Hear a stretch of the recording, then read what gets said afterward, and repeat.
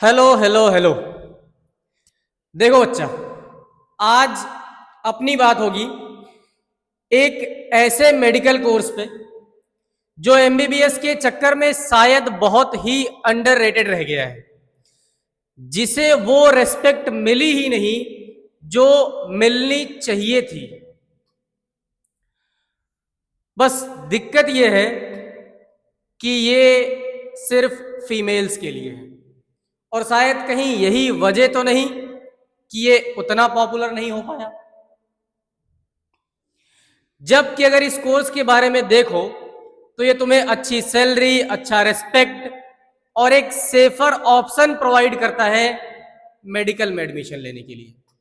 इससे बेहतर course MBBS के बाद अगर देखोगे गर्ल्स के लिए, इससे बेहतर कोर्स तुम्हें बहुत ही कम नजर आएंगे, और वो कोर्स है एमएनएस, मिलिट्री नर्सिंग सर्विसेज।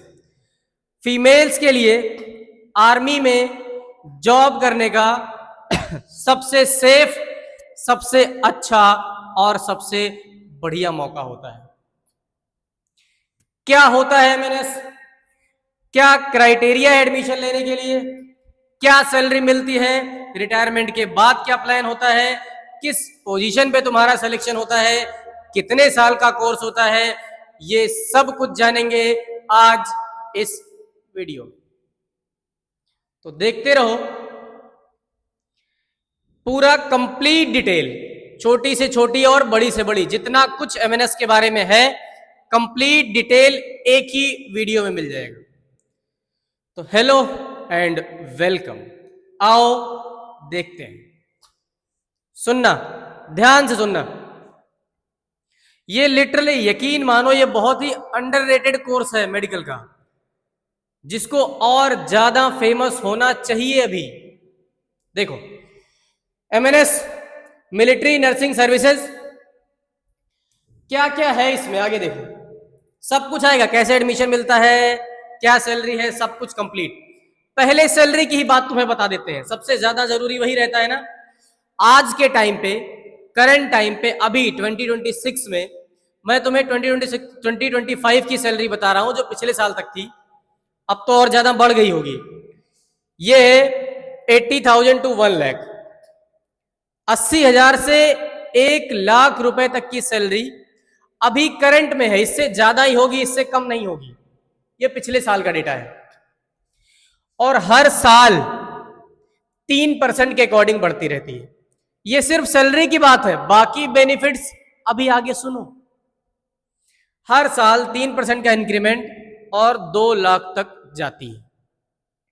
और ये हमने जो बताया है ये मिनिमम बताया है कि ये तो है ही। और देखो क्या क्या है, ये बीएससी नर्सिंग का कोर्स होता है, 4 साल का कोर्स है। इंडियन आर्मी में सर्व करने का मौका मिलता है आपको, और मजे की बात यह है कि इंडियन आर्मी में सर्व करते हुए आपको वहां पेशेंट जैसे पेशेंट नहीं मिलेंगे कि सर ये फोड़ा हो गया है, देखो क्या हो गया है, ऐसा नहीं हुआ है। वहां के जो तुम्हें पेशेंट भी दिखेंगे वो भी लगेगा कि इनको हुआ क्या है, ठीक ठाक हट्टे कट्टे बिल्कुल नौजवान लग रहे हैं, कुछ हुआ ही नहीं है, ऐसे पेशेंट मिलेंगे। मजे तो पूरे हैं, अच्छी सैलरी, अच्छा खाना, अच्छा रहना, अच्छा घर, बिल्कुल सेफ ऑप्शन। आगे देखो, तो यह है 4 साल का कोर्स होता है। इंडियन आर्मी में जॉब करने का आपको अच्छा मौका मिलता है। क्या एलिजिबिलिटी क्राइटेरिया है, इंडियन सिटीजन होने चाहिए। अब पाकिस्तान के होके थोड़ी यहां पेपर दे पाओगे, है ना, वहां का तो होना ही तुम्हारे लिए, वहां पैदा ही हो गए, इसका मतलब तुम्हारे कर्म कोई बहुत ज्यादा खराब थे पाकिस्तान में। ठीक, कहीं कुछ कोई ऑप्शन ही नहीं है तुम्हारे पास, बस एक चीज बनने का, वो बताओ क्या बनना, लिख के बताना। देखो, तो एलिजिबिलिटी क्राइटेरिया है कि इंडियन सिटीजन होने चाहिए, ओनली फॉर फीमेल कैंडिडेट्स, यही है। तो लड़के, अगर तुम लोग वीडियो देख रहे हो तो यहीं से छोड़ के जा सकते हैं। इंडियन आर्मी में जाने का तुम्हारे पास दूसरा अलग तरीका है, अलग मौके है, अलग तरीका है। तुम एफएमसी से जाओ या इन सब से जाओ, ये वाला तो रास्ता बंद है तुम्हारे लिए। तो ये है फीमेल्स के लिए। उसमें भी फीमेल्स अनमैरिड होनी चाहिए, अनमैरिड फीमेल हो या फिर ऐसी हो जिनका डाइवोर्स हो चुका हो, ऐसी फीमेल्स के लिए। एजुकेशनल क्वालिफिकेशन होना चाहिए कि आप 12th में मिनिमम 50% होना चाहिए। 12th के साथ आपका सब्जेक्ट होना चाहिए फिजिक्स, केमिस्ट्री, बायोलॉजी और इंग्लिश। इनमें 50% मार्क्स होने चाहिए, 12th पास आउट होने चाहिए। सिलेक्शन का प्रोसेस क्या क्या है, कंप्लीट डिटेल है, बस तसल्ली से देखो। सिलेक्शन का प्रोसेस है कि नीट का फॉर्म भर लो, जो कि अभी चल रहा है। नीट का फॉर्म अभी तो भरा ही जा रहा है, तो नीट का फॉर्म, और उसके साथ साथ बाद में एमएनएस का एप्लीकेशन आता है, वहां रजिस्ट्रेशन कराना होता है। नीट का फॉर्म भरोगे, एमएनएस का रजिस्ट्रेशन कराना पड़ेगा, बाद में होता है ये। और इसी के साथ इसका स्क्रीनिंग होता है। तो इसमें ऐसे कोई खास बात नहीं है, नीट का फॉर्म भरो, एमएनएस का एप्लीकेशन आता है वो भर देना। आगे देखो, टोटल क्राइटेरिया यहां है कि शॉर्ट लिस्टिंग कैसे होती है, क्या क्या होता है। ये 7 स्टेज हैं, आओ देखें क्या क्या होता है। कोई डाउट अगर तुम्हारे मन में इसके अलावा भी रह जाए तो कमेंट में बता देना, उसका जवाब तुम्हें वहीं मिल जाएगा। सबसे पहला, स्टूडेंट्स की शॉर्ट लिस्टिंग होती है, वो नीट यूजी के स्कोर के बेसिस पे होता है।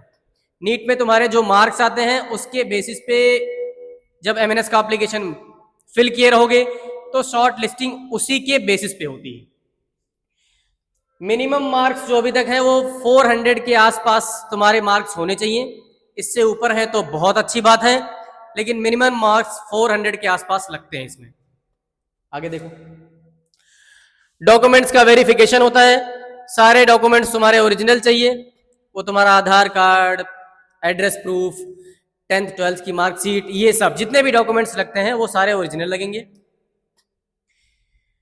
ये देखो, test of general intelligence and general English, ये अलग से एक टेस्ट होता है इनका, जनरल इंटेलिजेंस और जनरल इंग्लिश का। देखो क्या होता है इसमें। जनरल इंटेलिजेंस, ये बहुत नॉर्मल से छोटे छोटे टुच्चे से क्वेश्चन आते हैं, कोई ऐसा नहीं है कि वो आईएएस के लेवल का सवाल पूछ लिया जाता है, ऐसा नहीं होता है, तो इससे डरने की जरूरत नहीं है। 20 क्वेश्चन जनरल इंटेलिजेंस के होते हैं और 20 question general normal English grammar के होते हैं। टोटल 40 क्वेश्चन होते हैं इसके, 80 मार्क्स होते हैं टोटल, माइनस मार्किंग जो होती है वो 0.25 की होती है। ये टेस्ट जो होता है वो ऑनलाइन होता है, 30 मिनट का होता है, 80 क्वेश्चन आते हैं उसमें। इधर देखो, साइकोलॉजिकल असेसमेंट टेस्ट भी होता है।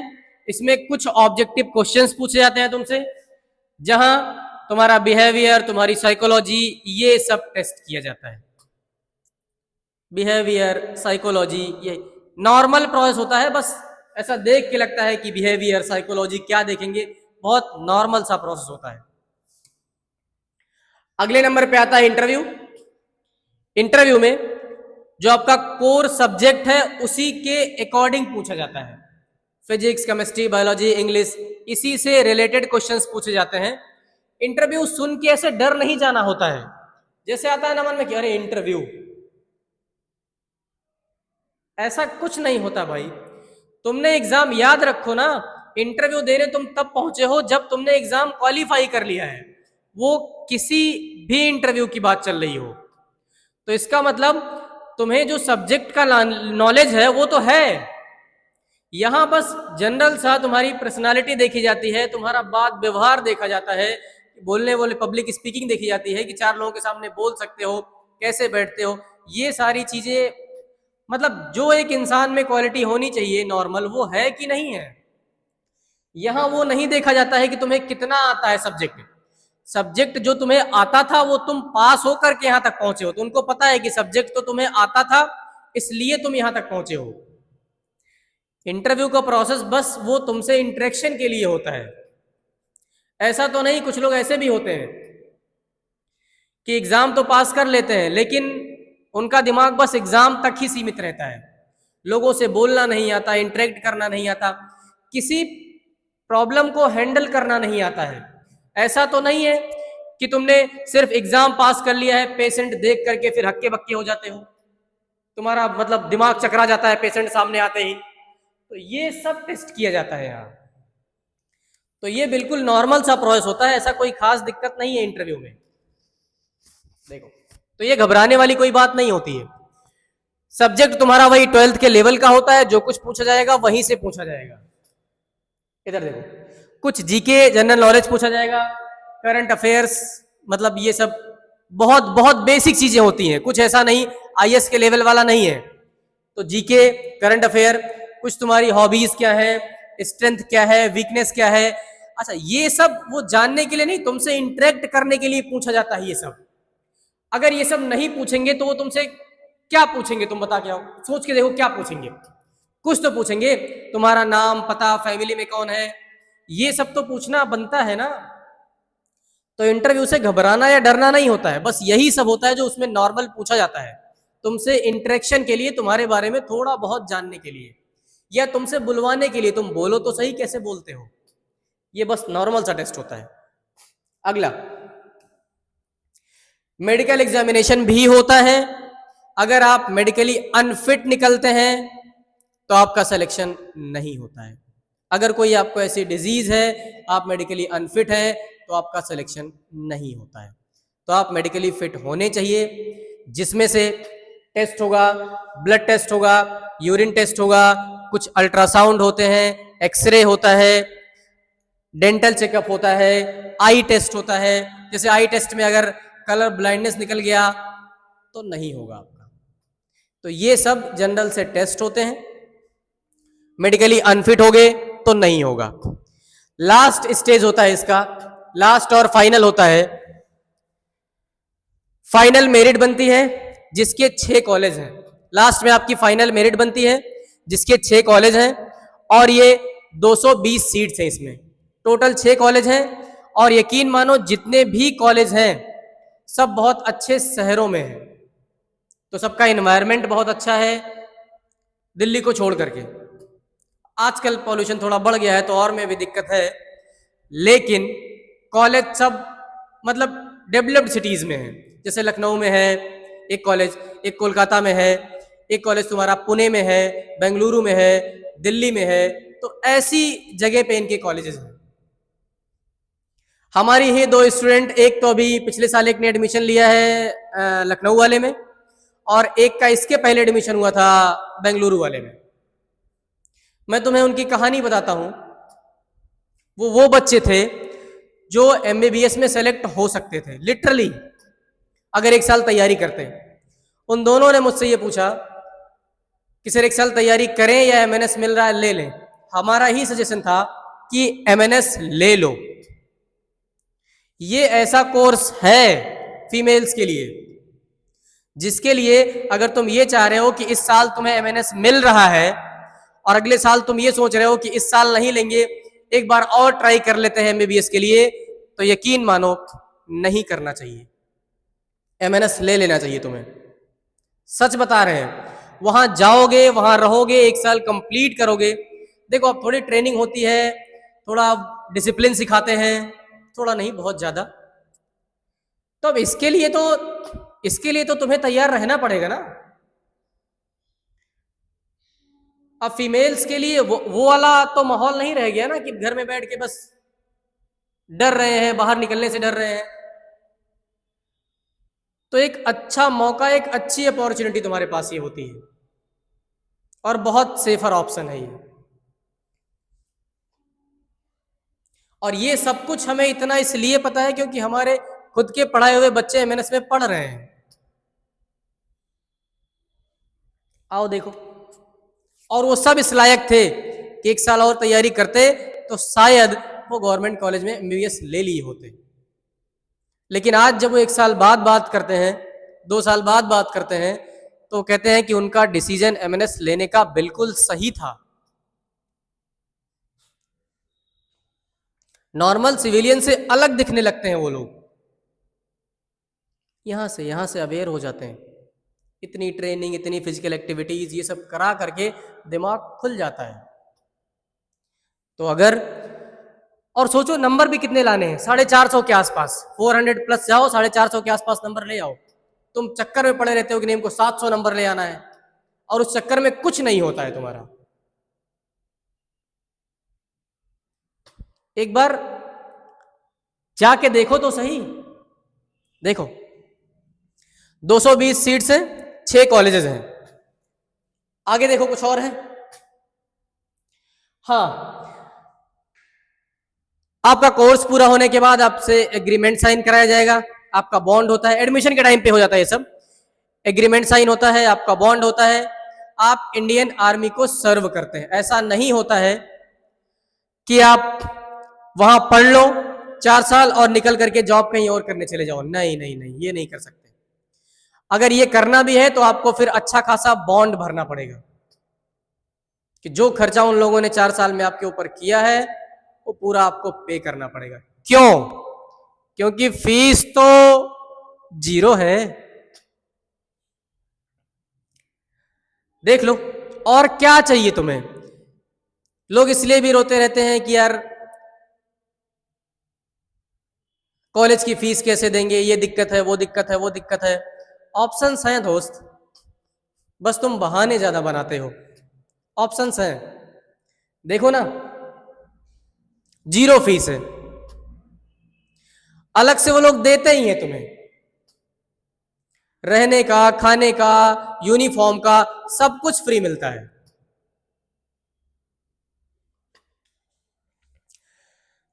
नीट यूजी का एप्लीकेशन फॉर्म जो कि अभी आया हुआ है, यह नॉर्मली जनवरी फरवरी में आता ही है, फरवरी में फॉर्म आ ही जाते हैं, फरवरी के आसपास का फॉर्म आता ही है नीट यूजी का। एमएनएस का एप्लीकेशन फॉर्म जो भरा जाता है वो जून और जुलाई के आसपास आता है। एमएनएस के जो एप्लीकेशन फिल होते हैं वो जून से जुलाई के टाइम पे आता है, तो देख लो, ये ध्यान में रखे रहना, एप्लीकेशन फिल कर देना। अगला सैलरी और जॉब प्रमोशन देख लो क्या क्या है। सैलरी तुम्हें बता ही दिया है, बहुत बेसिक सैलरी 80,000 टू 1 लाख, ये स्टार्टिंग है, बेसिक है, ये यहां से चालू ही होगा। देखो 4 साल का कोर्स है, ग्रेड ए ऑफिसर रैंक पे आपकी पोस्टिंग होती है,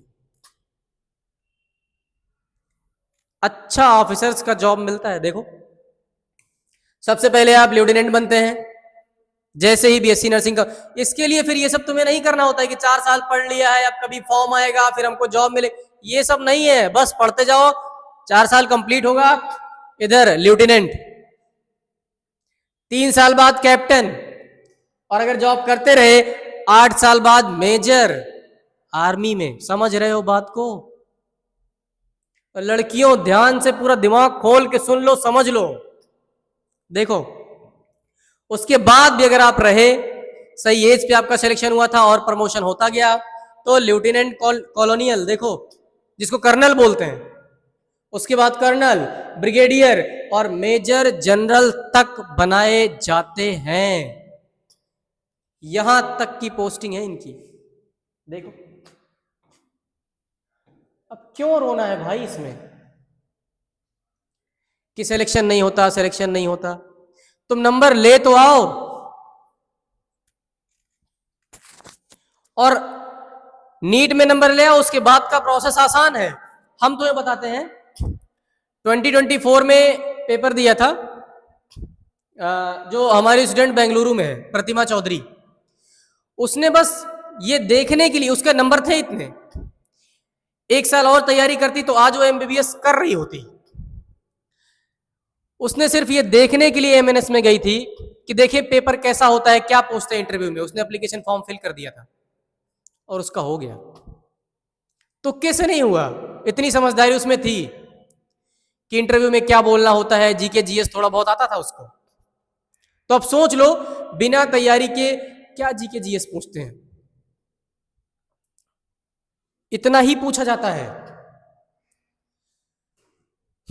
अच्छा ऑप्शन है, यकीन मानो, ये बहुत ज्यादा बेहतरीन ऑप्शन है गर्ल्स के लिए मेडिकल में एडमिशन लेने के लिए। बहुत एकदम शानदार, अच्छी लाइफ, अच्छा घर, अच्छा खाना, अच्छी रिस्पेक्ट।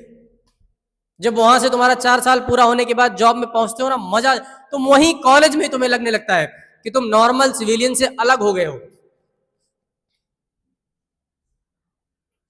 इतनी ट्रेनिंग और ये सब वो लोग करा देते हैं।